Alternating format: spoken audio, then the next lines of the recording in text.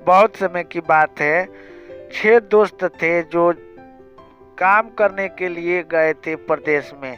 प्रदेश में जाने के बाद वो लोग नाव पर काम करने लगे, लेकिन उन लोगों को खाने के पास कुछ भी नहीं था। वो लोग किसी जानवर को पकड़ पकड़ करके, मार मार करके और बना के खाते थे। एक समय की बात है कि वो लोग एक शाम को एक बकरी रोड पर चल रही थी, तो एक दोस्त बोलता है, अरे यार देखो वो बकरी को पकड़ के लाओ, उसी को आज खाना बनाएंगे। तो दूसरा बोलता है कि हाँ हाँ हाँ, जाओ जाओ जल्दी से उस बकरी को पकड़ के लाओ। सभी दोस्त मिल करके उस बकरी को लाते हैं और अपने नाव में बांध देते हैं। बांधने के बाद रात हो जाती है और सब लोग सो जाते हैं। बोलते हैं कि चलो सुबह हमें बनाएंगे, लेकिन असल में बकरी वो दानवा थी। वो जो बस सो गए थे तो एक आदमी को पकड़ करके और खा गई, और सुबह में फिर 5 आदमी बच जाते हैं। तो देखते हैं कि अरे यार एक दोस्त कहाँ गया। तो फिर उसने सोचता है कि लगता है वो भाग गया है।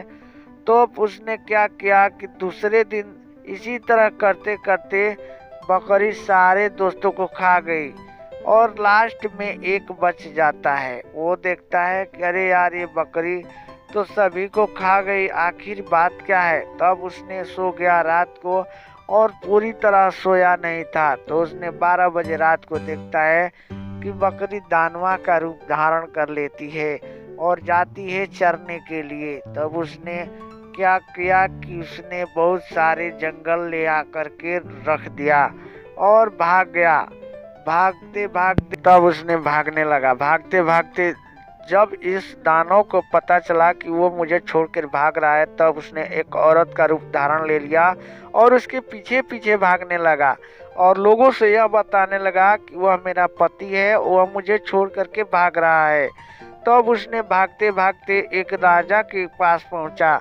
राजा ने कहा कि अरे यार तुम क्यों भाग रहा है। राजा से यह औरत जो दानवा का रूप धारण की थी वो बोलती थी कि ये मेरे पति है, मुझे छोड़ करके जा रहे हैं, कृपया इन्हें पकड़ लीजिए। तब उसने लड़का भागते भागते जा करके एक तरकुल पर चढ़ जाता है और बोलता है कि नहीं नहीं राजा साहब, ये दानवा है। तब राजा ने कहा कि अगर तुम नहीं रखोगे तो मैं इसको लेता हूँ। तब उसने कहा कि हाँ हाँ तुम रख लो राजा साहब। राजा ने उन्हें भी रख लिया, और राजा को एक बहुत सी पत्नी सुंदर थी, उसे भी रख लिया। दोनों एक साथ एक घर में रहने लगे। कुछ दिनों के बाद एक राजा का पुत्र हुआ और एक दानवा का भी, दानवा जो रानी बन के रह रही थी उसका भी एक पुत्र हुआ। दोनों का अलग अलग नाम हुआ। एक दिन की बात है कि राजा साहब को दानवा खा जाती है और एक बच्चा बचता है और इसकी बीवी बच जाती है राजा को। तब उसने बोलती है कि अरे ये तो दानवा निकली, हमारे पति को खा गई। दोनों बच्चे स्कूल में पढ़ने जाते हैं साथ ही में। तब उसकी माँ बोलती है कि देखो मेरे बच्चे, तुम नहीं आने का, ये दानवा है, ये खा जाती है, राजा साहब को इसने ही खाई है। तब उसने बोला कि नहीं नहीं माँ, ऐसा नहीं है। उसने कहा कि नहीं नहीं, तुम स्कूल से मत आना, आज ये मुझे खा जाएगी। उसने बोला कि आखिर मुझे कैसे मालूम चलेगा। तब उसने बोला कि जाओ तुम आना घर पर तो देख लेना। तो उसने गया स्कूल में और जा कर के दोनों भाई गए, और उसने 12 बजे रोने लगा कि तुम्हारी माता ने हमारी माता को खा गई है। तो उसका बड़ा भाई बोलता है कि नहीं नहीं ऐसा नहीं है। तो उसने दोनों लोग आते हैं घर पर और देखते हैं तो उसकी माँ को खा गई है।